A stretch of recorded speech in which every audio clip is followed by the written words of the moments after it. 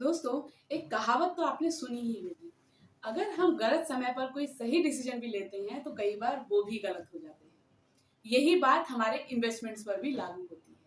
अगर हम अपने गोल के अकॉर्डिंग एक सही इन्वेस्टमेंट मीडियम का चुनाव नहीं करते हैं तो एक अच्छी इन्वेस्टमेंट भी हमें हमारे गोल तक नहीं पहुंचा पाती है। नमस्कार साथियों, स्वागत है आपका हमारे चैनल फाइनेंशियल विद्यालय बाय आरएस फाइनेंशियल एक्सपर्ट्स में।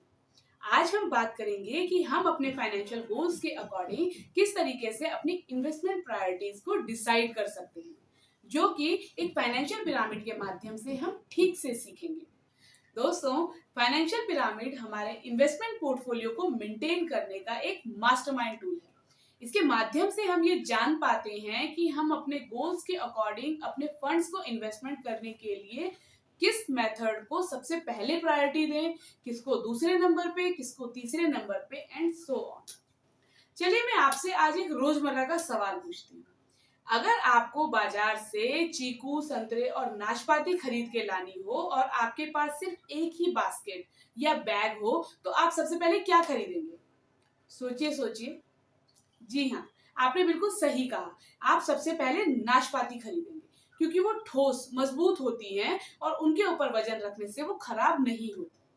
दूसरे नंबर पे आप संतरे खरीदेंगे और तीसरे नंबर पे आप चीकू खरीदेंगे क्योंकि चीकू सबसे ज्यादा सॉफ्ट होते हैं और थोड़ा सा भी वजन रखने से वो खराब हो सकते हैं।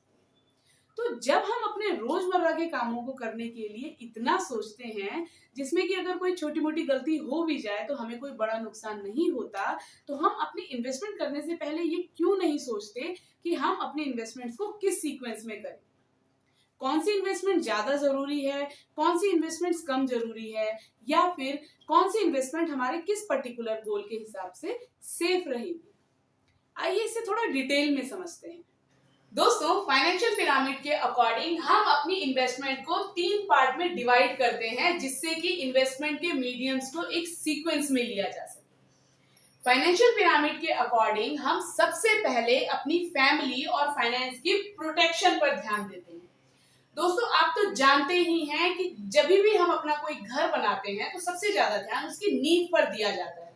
उसकी नींव सबसे ज्यादा मजबूत बनाई जाती है, जिससे कि कोई भी परिस्थिति आ जाए, आंधी, तूफान, अर्थक्वेक या कोई भी आपदा आ जाए तो हमारा घर मजबूत रहे, सिक्योर रहे, हिले नहीं। जितनी बड़ी या सुंदर इमारत होती है उसकी नींव उतनी ही मजबूत रखी जाती है। उसी तरीके से ये प्रोटेक्शन वाला पार्ट हमारे फाइनेंसेस की नींव है। सबसे पहले इसे मजबूत करें, उसके बाद आप इसके ऊपर अपना कोई भी सपना बुन सकते हैं। तो इस प्रोटेक्शन वाले पार्ट को कंप्लीट करने के लिए हमें सबसे पहले एक इमरजेंसी फंड को क्रिएट करना होता है। इमरजेंसी फंड को क्रिएट करने का बेसिक रूल है कि हमें अपनी इनकम का कम से कम 6 गुना अमाउंट को इकट्ठा करके एक फंड के रूप में अपने पास रखना होता है, जिससे कि अगर कभी भी कोई अनफोर्सिन सिचुएशन आ जाए तो हम फाइनेंशियली डगमगाएं नहीं। हमारे जो बेसिक एक्सपेंसेस हैं वो एटलीस्ट टाइम टू टाइम चलते रहें। जब हम ये इमरजेंसी फंड को क्रिएट कर लेते हैं तो उसके बाद हमें फोकस करना होता है अपने लाइफ इंश्योरेंस पर, हेल्थ इंश्योरेंस पर, क्रिटिकल इलनेस इंश्योरेंस को हमें लेना होता है। और उसके बाद हम अपने पर्सनल एक्सीडेंट कवर लेते हैं, मोटर का इंश्योरेंस करवाते हैं और अपने होम और एसेट का इंश्योरेंस करके अपने बेसिक प्रोटेक्शन को कंप्लीट करते हैं। प्रोटेक्शन का पार्ट कंप्लीट करने के बाद अब हमें सेविंग्स पर फोकस करना चाहिए।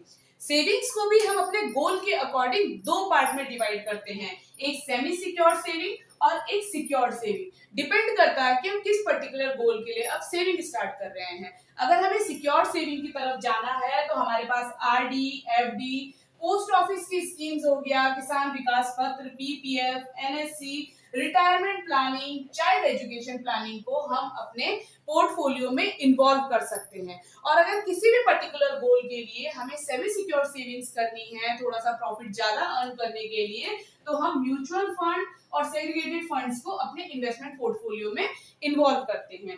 जब हम अपनी सेविंग्स और प्रोटेक्शन वाले पार्ट को ढंग से कंप्लीट कर देते हैं तो अब टाइम आ जाता है कि एक प्रॉपर नॉलेज के साथ हम रिस्की मार्केट में यानी कि इन्वेस्टमेंट्स की तरफ हम आगे बढ़ सकते हैं। अब इन्वेस्टमेंट की तरफ आगे बढ़ने के लिए, क्योंकि हम ऑलरेडी अपनी जो फाइनेंस है उसकी नीड को स्ट्रॉन्ग कर चुके हैं, किसी भी हालात में अब हमारे फाइनेंसेस डगमगाएंगे नहीं, हमारी फैमिली, हमारे फाइनेंस और हमारी सेविंग्स सिक्योर हैं। तो अब टाइम आ गया है कि हम पैसे से पैसा कमाएं या फिर पैसों का पेड़ लगाएं रिस्की मार्केट में इन्वेस्ट करके। तो रिस्की मार्केट में इन्वेस्ट करने के लिए हमें इक्विटीज की तरफ, शेयर्स की तरफ या फिर हम रियल एस्टेट को अपने पोर्टफोलियो में इन्वॉल्व करके एक प्रॉपर नॉलेज के साथ अपने फंड्स को बढ़ा सकते हैं। उसके अलावा हम किसी भी पर्टिकुलर प्रोजेक्ट में इन्वेस्टमेंट कर सकते हैं या किसी अच्छे बिजनेस की जानकारी लेकर के उसमें अपने पैसे को लगा सकते हैं और अपने पैसों को मल्टीप्लाई कर सकते हैं। दोस्तों, अगर आप इस तरीके से फाइनेंशियल पिरामिड को फॉलो करते हुए अपनी इन्वेस्टमेंट्स या सेविंग्स करेंगे तो मैं आपको इस बात की गारंटी देती हूँ कि आपको कभी फाइनेंशियल प्रॉब्लम्स नहीं आएंगे और आपके सारे गोल्स टाइम से पहले पूरे होंगे। चाहे वो घर खरीदना हो, गाड़ी खरीदना हो, बच्चों की बेसिक एजुकेशन हो या हायर एजुकेशन हो, बच्चों की शादी हो, आपको रिटायरमेंट प्लान करनी हो, हॉलीडेज प्लान करना हो, कोई बिजनेस हो, मिलेनियर बिलियनियर बनना हो या फिर कोई भी सपना हो, फाइनेंशियल पिरामिड नाम का ये जादुई चिराग आपके सारे सपने पूरे करेगा। दोस्तों, आज आपको इस वीडियो के माध्यम से एक सिस्टम पता लग गया है कि किस तरीके से आप अपने पोर्टफोलियो को प्लान कर सकते हैं। तो आज ही अपना फाइनेंशियल पिरामिड बना करके अपने फ्यूचर की इन्वेस्टमेंट्स को एक सीक्वेंस में कीजिए। किसी भी तरह की क्वेरी या फिर असिस्टेंस के लिए आप कमेंट बॉक्स में लिख सकते हैं या फिर नीचे दिए गए नंबर्स पर संपर्क कर सकते हैं। अगर वीडियो अच्छी लगी हो तो लाइक करना तो बनता ही है और ज्यादा से ज्यादा शेयर करना भी बनता है, जिससे कि ये इंपॉर्टेंट जानकारी आपके सभी अपनों तक पहुंच सके। चैनल को सब्सक्राइब जरूर कर लें और बेल बटन को जरूर प्रेस कर लें। मिलते हैं अगली वीडियो के साथ, तब तक सीखते रहिए और अपनी जागरूकता बढ़ाते रहिए। जय हिंद।